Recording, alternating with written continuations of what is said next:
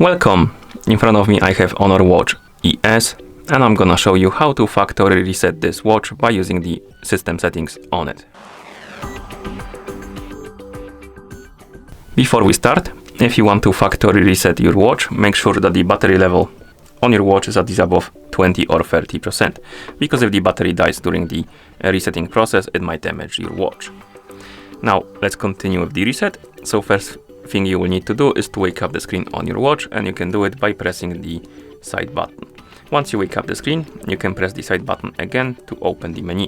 Now scroll through the menu, find the settings icon, and once you find it, tap on it to enter the settings. In settings, scroll down, find the system settings or option and tap on it, and here we have the reset option.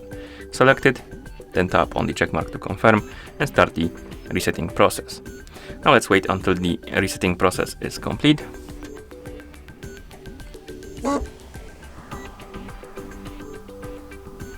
And once you see the list of languages on the screen, it means that the factory reset is complete.